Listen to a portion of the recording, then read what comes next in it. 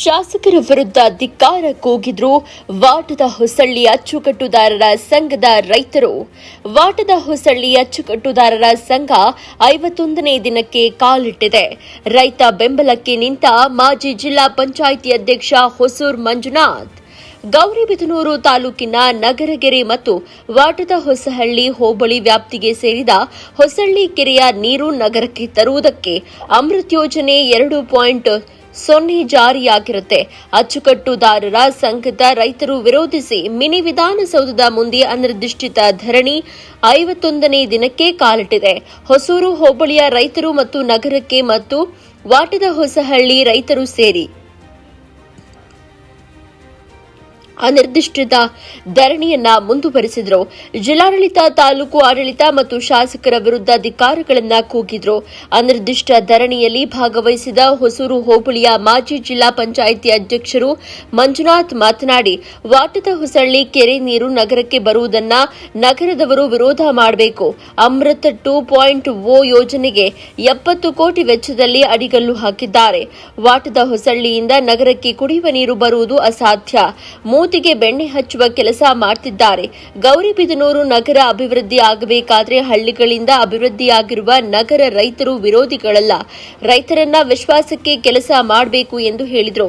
ಗೌರಿಬಿದನೂರು ನಗರಕ್ಕೆ ನೀರು ತರಬೇಕೆಂದು ಆಲೋಚಿಸಿದ ಮಹಾನ್ ವ್ಯಕ್ತಿ RL ಜಾಲಪ್ಪ ಪ್ರಮುಖರು ಕಿಂಡಿ ಅಣೆಕಟ್ಟುಗಳ ನಿರ್ಮಾಣ ಮಾಡಿದ್ರು.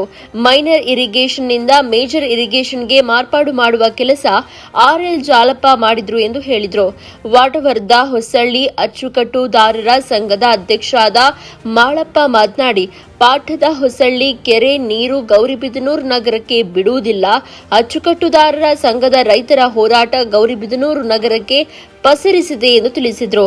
ಈ ಅನಿರ್ದಿಷ್ಟ ಧರಣಿಯಲ್ಲಿ ಮಧುಸೂದನ್ ರೆಡ್ಡಿ, ಹರ್ಷವರ್ಧನ್ ರೆಡ್ಡಿ ಮತ್ತು ರೈತ ಪರ ಸಂಘಟನೆಗಳು ಪ್ರಮುಖರು ಉಪಸ್ಥಿತರಿದ್ದರು. ವರದಿಗಾರ ನಿಜಾಂ, ಗೌರಿಬಿದನೂರು. ಮನೆ ಮಠ ಬಿಟ್ಟು ತಮ್ಮ ಸ್ವಂತ ಕೆಲಸಗಳನ್ನು ಬಿಟ್ಟು ತಮ್ಮ ಕೆರೆಯ ನೀರನ್ನು ಉಳಿಸ್ಕೊಳ್ಬೇಕು. ತಮ್ಮ ಜಮೀನುಗಳಷ್ಟೇ ಅಲ್ಲ, ಸುತ್ತಮುತ್ತಲ ಹಳ್ಳಿಗಳ ಸಾವಿರಾರು ಎಕರೆ ರೈತರಿಗೆ, ಕೂಲಿ ಕಾರ್ಮಿಕರಿಗೆ ಅನುಕೂಲ ಆಗಬೇಕು ಅನ್ನೋ ರೀತಿಯಲ್ಲಿ ನಮ್ಮ ವಾಟದ ಹೊಸಹಳ್ಳಿ ಕೆರೆ ಅಚ್ಚುಕಟ್ಟುದಾರರ ಸಂಘದವರು ಪಕ್ಷಾತೀತವಾಗಿ, ಜಾತ್ಯತೀತವಾಗಿ ಇವತ್ತು ಹೋರಾಟವನ್ನು ಮಾಡಿಕೊಂಡು ಬಂದಿದ್ದಾರೆ. ವೈಯಕ್ತಿಕವಾಗಿ ಮತ್ತು ನಮ್ಮ ಹೋಬಳಿಯ ಎಲ್ಲ ಮುಖಂಡರ ಪರವಾಗಿ ನಾನು ಮೊಟ್ಟ ಮೊದಲು ಅವರಿಗೆ ಅಭಿನಂದನೆಗಳನ್ನು ಸಲ್ಲಿಸುತ್ತೇನೆ. ಇದೇನು ಸಾಮಾನ್ಯವಾದ ಕೆಲಸ ಅಲ್ಲ, ಒಂದು ದಿವಸ ಕೂತ್ಕೊಳ್ಳೋದೇ ಕಷ್ಟ. ಅಂಥದ್ರಲ್ಲಿ ಇವತ್ತು 50ನೇ ದಿವಸಕ್ಕೆ ಅವರು ಹೋರಾಟ ಬಂದಿದೆ ಅಂದರೆ ಅವರಿಗೆ ಅದ್ರ ಬಗ್ಗೆ ಇರ್ತಕ್ಕಂಥ ಬದ್ಧತೆ ಎಷ್ಟು ಅಂತ ಹೇಳಿ ನಮ್ಮೆಲ್ರಿಗೂ ಗೊತ್ತಾಗುತ್ತೆ. ಇದು ನಾನು ಕೆಲವು ದಿನಗಳ ಹಿಂದೆನೇ ಬರಬೇಕಿತ್ತು, ಆದರೆ ನನಗೆ ಮನೆಯಲ್ಲಿ ನಮ್ಮ ತಾಯಿಯವರ ಅನಾರೋಗ್ಯ ಮತ್ತು ಅವರ ನಿಧನ ಆದ್ದರಿಂದ ನಾನು ಬರ್ತಕ್ಕಂಥದ್ದು ಸ್ವಲ್ಪ ತಡ ಆಯಿತು. ಹಾಗಾಗಿ ಅವರ ಕ್ಷಮೆಯನ್ನು ಕೂಡ ಈ ಸಂದರ್ಭದಲ್ಲಿ ಕೇಳಲಿಕ್ಕೆ ಬಯಸ್ತೇನೆ.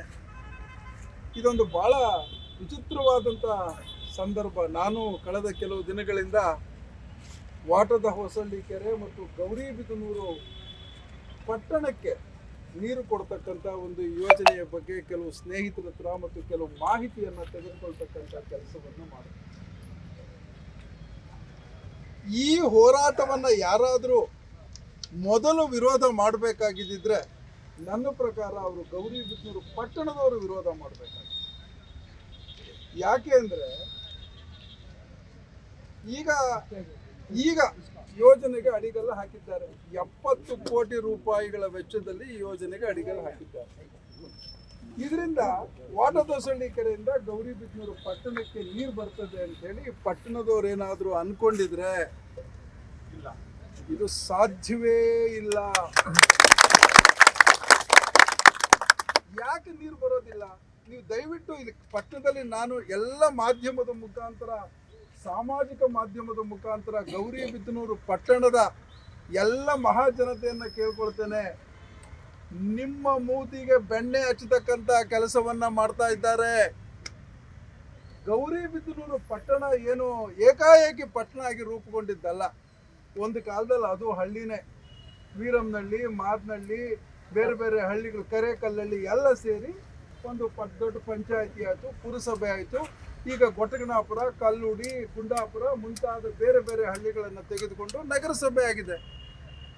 ಸಾವಿರಾರು ಜನ ಹಳ್ಳಿಗಳಿಂದ ವಲಸೆ ಬಂದು ಅವರವರು ತಮ್ಮ ಜೀವನವನ್ನು ಗೌರಿಬಿದನೂರು ಪಟ್ಟಣದಲ್ಲಿ ಮನೆಗಳು ಮಗಡ್ಕೊಂಡು ಇಲ್ಲಿ ಉದ್ಯೋಗ ಮಾಡಿಕೊಂಡು ಮಕ್ಕಳನ್ನ ಇಲ್ಲಿ ಶಾಲೆಗಳಿಗೆ ಸೇರಿಸ್ಕೊಂಡಿದ್ದಾರೆ. ಮತ್ತು ಹಳ್ಳಿಗಳಲ್ಲಿ ಅವರು ಇವತ್ತಿಗೂ ಕೂಡ ಜಮೀನುಗಳನ್ನು ಇಟ್ಕೊಂಡು ಪ್ರತಿ ದಿವಸ ಬೇಸಾಯಕ್ಕೆ ಮತ್ತೊಂದು ಹೋಗಿ ಬರ್ತಾ ಇದ್ದಾರೆ. ಗೌರಿಬಿದನೂರು ಬಿಟ್ಟು ಹಳ್ಳಿಗಳು ಇಲ್ಲ, ಹಳ್ಳಿಗಳು ಬಿಟ್ಟು ಗೌರಿಬಿದನೂರು ಇಲ್ಲ. ಇದನ್ನು ನಾವು ಮೊದಲು ಅರ್ಥ ಮಾಡ್ಕೋಬೇಕು. ನಾವೇನು ಪರಸ್ಪರವಾದಂಥ ವಿರೋಧಿಗಳಲ್ಲ. ಯಾಕೆಂದ್ರೆ ನಾನು ಅನೇಕ ಸಾರಿ ಲಕ್ಕೇನಹಳ್ಳಿ ಬರ್ತಕ್ಕಂಥದ್ದು ದೊಡ್ಡಬಳ್ಳಾಪುರ ಬಾರ್ಡರ್. ಲಕ್ಕೇನ್ ಬೈರ್ಗೊಂಡ್ಲು ಹತ್ರ ಕಟ್ತೀವಿ ಅಂದ್ರು, ಲ್ಯಾಂಡ್ ಅಕ್ವಿಸೇಷನ್ ಪ್ರಾಬ್ಲಮ್ ಆಗಿ ಅವ್ರು ಕಟ್ಟಕ್ಕಾಗಲಿಲ್ಲ.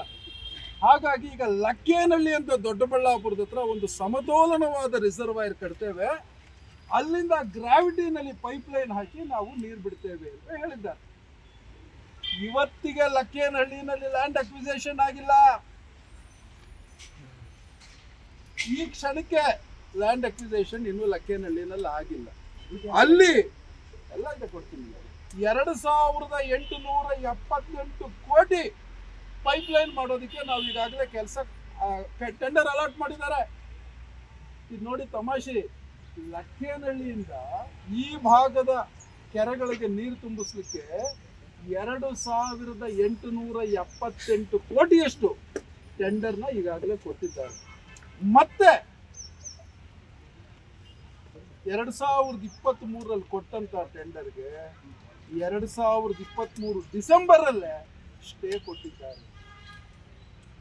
ಯಾಕೆ ಹೇಳ್ತಾ ಇರೋರು ಅಂದ್ರೆ ಈ ಯೋಜನೆಯ ಏತ ಕಾಮಗಾರಿಗಳು ಮತ್ತು ಬೇರೆ ಬೇರೆ ಕಾಮಗಾರಿಗಳು ಮಾಡೋದಕ್ಕೋಸ್ಕರ ಇದನ್ನ ನಿಲ್ಲಿಸಿದ್ದೀವಿ ಅಂತ ಹೇಳ್ತಿದ್ದಾರೆ.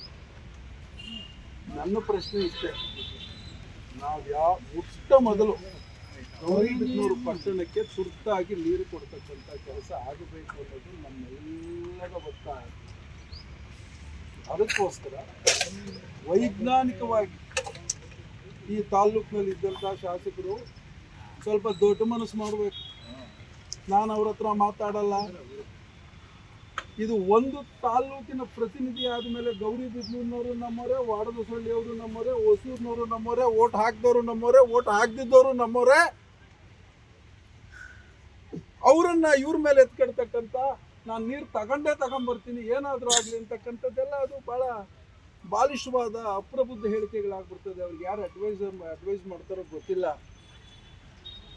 ವಾಡದಸಳ್ಳಿ ಕೆರೆಯಿಂದಾನೆ ತಂದೆ ತರಬೇಕು ಅಂತಕ್ಕಂಥ ಹಠ ಯಾಕೆ ಅನ್ನೋದು ನನಗಿನ್ನೂ ಅರ್ಥ ಆಗ್ತಾ ಇಲ್ಲ. ಈಗಾಗಲೇ ದ್ಯಾವಪ್ಪನ ಕೆರೆ ಅಂತ ಒಂದು ಕೆರೆಯ ಬಗ್ಗೆ ನಮ್ಮ ಹೋರಾಟಗಾರರು ಈಗಾಗಲೇ ಒಂದು DPR ಕೂಡ ಮಾಡಿಸಿದ್ದಾರೆ.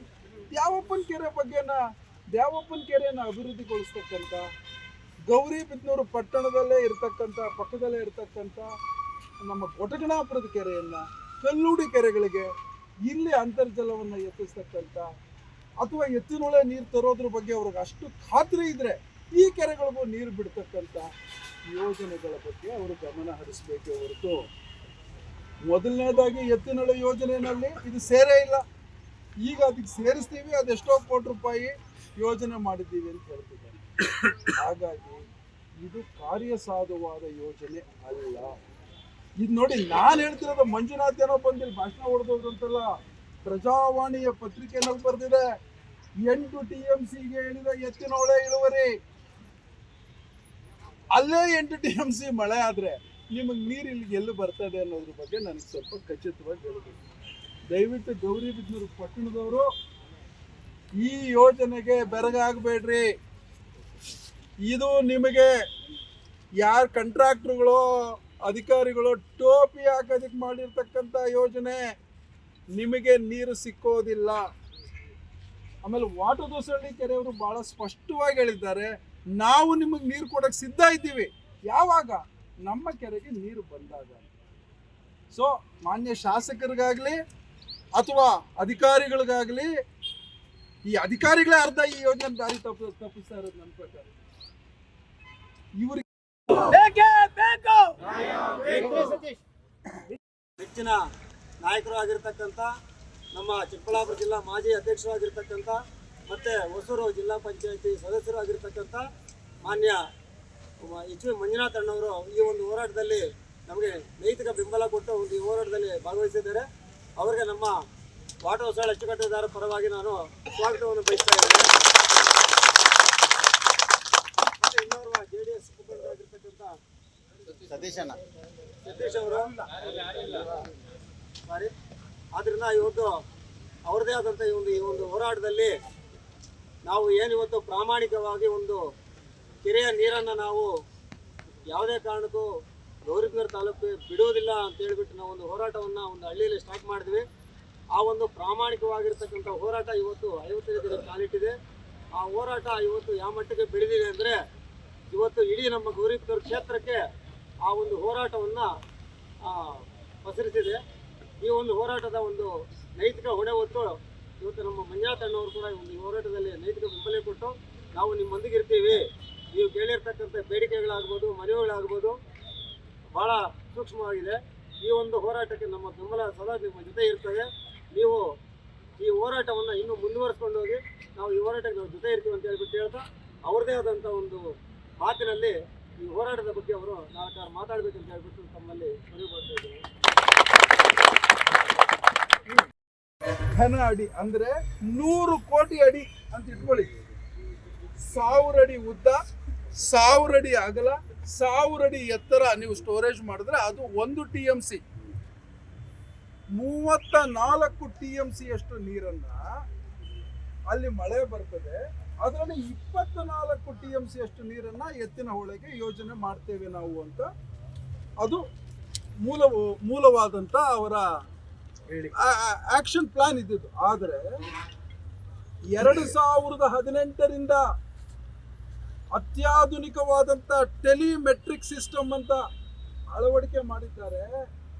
ಪ್ರತಿ ವರ್ಷ ಅಲ್ಲಿ 34 ಅಲ್ಲ 24 TMC ಅಷ್ಟು ಮಳೆ ಆಗಿಲ್ಲ ಅಂತ ಹೇಳಿ ಮಾನ್ಯ ಜಲಸಂಪನ್ಮೂಲ ಸಚಿವರು ಉತ್ತರ ಕೊಟ್ಟಿದ್ದಾರೆ.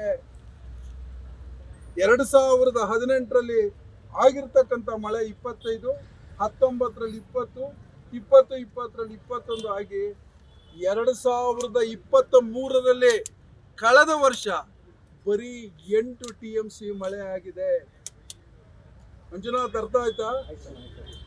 ಮಳೆ ಆಗಿರೋದೇ 8 TMC. ಇದ್ರ ಮಧ್ಯೆ ನಿಮ್ಗೆ ಒಟ್ಟು ಎತ್ತಿನಹೊಳೆ ಪ್ರಾಜೆಕ್ಟ್ ಬೇಕಿದ್ದಿದ್ದು ಎಷ್ಟು? 24 TMC. ನಿಮಗೆ ಮಳೆ ಈ ಸಾರಿ ಏನೋ ಸ್ವಲ್ಪ ಜಾಸ್ತಿ ಆಗಿದೆ ಅಂತ ಹೇಳ್ತಿದ್ದಾರೆ. ಆದ್ರೆ ಈ ರೀತಿ ಸರಿಯಾಗಿ ಪ್ರತಿ ವರ್ಷ ಎಷ್ಟು ಮಳೆ ಆಗುತ್ತೆ ಅನ್ನೋದೇ ಗೊತ್ತಿಲ್ಲದೆ ನಾವು ಆ ಎತ್ತಿನ ಹೊಳೆ ನೀರನ್ನ ಇಲ್ಲಿಗೆ ತರಲಿಕ್ಕೆ ಸಾಧ್ಯವ? ಬೈ ಚಾನ್ಸ್ ಗೌರಿಬಿದನೂರು ಪಟ್ಟಣದ ನಿವಾಸಿಗಳಿಗೆ ನಾನು ಮನವಿ ಮಾಡ್ತೇನೆ. ಯೋಜನೆ ಆಯ್ತು, ಪೈಪ್ ಲೈನು ಹಾಕಿದ್ರು, ನೀರು ಬರಲ್ಲ. ಮುಂದೆ ಏನು ಮಾಡ್ತೀರಿ?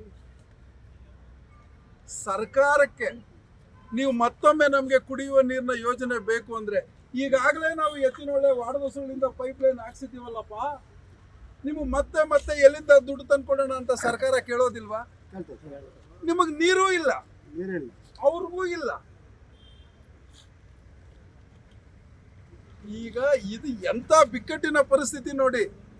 ಈ ಯೋಜನೆಯ ವಿರುದ್ಧ ದಯಮಾಡಿ ನಾನು ಕೈ ಮುಗಿದು ಜೋಡಿಸ್ತೇನೆ, ಕೇಳ್ಕೊಳ್ತೇನೆ. ಗೌರಿಬಿದನೂರು ಪಟ್ಟಣದ ನಿವಾಸಿಗಳು ಎದ್ದು ನಿಂತ್ಕೊಳ್ಳಿ. ನಾವೆಲ್ಲ ನಿಮ್ಮೊಟ್ಟಿಗಿದ್ದೇವೆ, ಇನ್ಕ್ಲೂಡಿಂಗ್ ವಾಟರ್ದೊಸಳ್ಳಿಯವರು. ನಿಮಗೆ ನೀರು ಕೊಟ್ಟೇ ಕೊಡಬೇಕು. ಅದಕ್ಕೆ ತುರ್ತಾಗಿ ಒಂದು ಶಾಶ್ವತವಾದಂತ ಒಂದು ಬೇರೆ ವ್ಯವಸ್ಥೆ ಆಗಬೇಕು. ವಾಟದ ಹೊಸಳ್ಳಿಂದ ತರೋದಕ್ಕೆ ನಿಮ್ಮ ಸಾಧ್ಯ ಆಗೋದಿಲ್ಲ. ಯಾಕೆಂದ್ರೆ ಇನ್ನೂ ಒಂದು ನೋಡಿ, ಮಾನ್ಯ ಜಲಸಂಪನ್ಮೂಲ ಇವರು ಕೊಟ್ಟಿರ್ತಕ್ಕಂಥ ಉತ್ತರದಲ್ಲೇ ನೋಡಿ, ಲಕ್ಕೇನಹಳ್ಳಿ ಸಮತಟ್ಟು ಕೆಲವರು ಮಹಾನಾಯಕರು ಭಾಷಣಗಳಲ್ಲಿ ಮಾತಾಡೋದನ್ನು ನಾನು ಕೆಲವು ವಿಡಿಯೋಗಳನ್ನು ಗಮನಿಸಿದ್ದೇನೆ.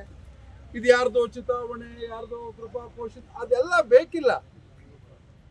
ಇದು ಗೌರಿಬಿದನೂರು ಪಟ್ಟಣದ ನೀರಿನ ಸಮಸ್ಯೆಯನ್ನು ಬಗೆಹರಿಸ್ತದ ಇಲ್ವಾ? ಇದು ಬಹಳ ಮುಖ್ಯವಾದ ಸಮಸ್ಯೆ. ಹಿಂದೆ ಗೌರಿಬಿದನೂರು ಪಟ್ಟಣಕ್ಕೆ ನೀರು ತರಬೇಕು ಅಂತ ಹೇಳಿ ಯಾರಾದರೂ ಪ್ರಾಮಾಣಿಕವಾದ ಪ್ರಯತ್ನ ಮಾಡಿದ್ರೆ RL ಜಾಲಪ್ಪನವರು ಮಾಡಿದ್ರು. ಗೌರಿಬಿದನೂರು ಹತ್ರ ತಮ್ಮೆಲ್ರಿಗೂ ಗೊತ್ತಿದೆ, ಕಿಂಡಿ ಅಣೆಕಟ್ಟನ್ನು ಕಟ್ಟಿಸಿ ಅಲ್ಲಿಗೆ ಬರ್ತಕ್ಕಂಥ ನೀರನ್ನು ಶೇಖರಣೆ ಮಾಡಿ ಅಲ್ಲಿ ಅಂತರ್ಜಲದ ಮಟ್ಟವನ್ನು ಹೆಚ್ಚಿ ಜಾಕ್ವೆಲ್ಗಳು ಬೋರ್ವೆಲ್ಗಳು ಹಾಕಿ ಅದು ಮೈನರ್ ಇರಿಗೇಷನ್ಗೆ ಬರ್ತಿತ್ತು. ಆಗ ಖರ್ಗೆ ಅವ್ರಿಗೆ ಹೇಳಿ ಅದನ್ನು ಮೇಜರ್ ಇರಿಗೇಷನ್ಗೆ ಅಂತೇಳಿ ಕನ್ವರ್ಟ್ ಮಾಡಿಸಿ ನೀರನ್ನು ತರ್ತಕ್ಕಂಥ ಕೆಲಸ ಮಾಡಿದ್ರು. ಅದು ಭಾಳ ದೊಡ್ಡ ಅವತ್ತಿನ ಕಾಲಕ್ಕೆ ಒಂದು ದೊಡ್ಡ ಪ್ರಾಜೆಕ್ಟು ಅಂತ ಅನ್ನಿಸ್ತು. ಈಗ ನೋಡಿ, ದಯವಿಟ್ಟು ಗಮನ ಇಟ್ಟು ಕೇಳಿ, ಇವ್ರು ಹೇಳ್ತಿರ್ತಕ್ಕಂಥದ್ದೇನು, ಎತ್ತಿನ ಹೊಳೆ ನೀರನ್ನು ತಂದು ನಮ್ಮ ವಾಟದ ಹೊಸಳ್ಳಿ ಕೆರೆಗೆ ಬಿಡ್ತೇವೆ, ವಾಟದ ಹೊಸಳ್ಳಿಯಿಂದ ಪೈಪ್ ಲೈನ್ ಹಾಕಿ ಗೌರಿಬಿದನೂರಿಗೆ ನೀರು ಕೊಡ್ತೇವೆ. ಇಷ್ಟೇ ಅಲ್ವೇನಪ್ಪ? ನನ್ನ ಮೂಲಭೂತವಾದ ಪ್ರಶ್ನೆ, ನಿಮ್ಮ ಕೈಲಿ ಎತ್ತಿನ ಹೊಳೆ ನೀರನ್ನ ವಾಟದ ಹೊಸಳ್ಳಿ ಕೆರೆಗೆ ತರೋದಕ್ಕೆ ಸಾಧ್ಯವಾ? ಆಗಲ್ಲ. ಕಳೆದ ವಿಧಾನಸಭೆಯಲ್ಲಿ ಕೊತ್ತನೂರು ಮಂಜುನಾಥ್ ಅಂತಕ್ಕಂಥ ಕೋಲಾರದ ಶಾಸಕರು ಮಾನ್ಯ ಜಲಸಂಪನ್ಮೂಲ ಸಚಿವರನ್ನ ಇದ್ರ ಬಗ್ಗೆ ವಿಶದವಾಗಿ ಕೇಳಿದ್ದಾರೆ. ಈ ಎತ್ತಿನ ಹೊಳೆ ಪ್ರಾಜೆಕ್ಟ್ ಏನಾಗಿದೆ, ಇದ್ರ ಬಗ್ಗೆ ನಮಗೆ ಸ್ವಲ್ಪ ವಿವರ ಕೊಡಿ ಅಂತ ಹೇಳಿ ಕೋಲಾರದ ಶಾಸಕರಾದಂಥ ಕೊತ್ತನೂರು ಮಂಜುನಾಥ್ ಅವರು ಮಾನ್ಯ ಜಲಸಂಪನ್ಮೂಲ ಸಚಿವರಾದಂಥ DK ಶಿವಕುಮಾರ್ ಅವರನ್ನ ಕೇಳಿದ್ದಾರೆ. ಅವರು ಉತ್ತರ ಕೊಟ್ಟಂತ ಲಿಖಿತವಾದ ರೂಪ ನನ್ನ ಹತ್ರ ಇದೆ. ಅದರಲ್ಲಿ ಚೆನ್ನಾಗಿ ತಿಳ್ಕೊಳ್ಳಿ, 1 ವರ್ಷಕ್ಕೆ 34 TMC ಅಷ್ಟು ಮಳೆ ಎತ್ತಿನ ಹೊಳೆ ಭಾಗದಲ್ಲಿ ನೀರು ಸುರಿಯುತ್ತದೆ. 1 TMC ಅಂದ್ರೆ ಎಷ್ಟು? 1000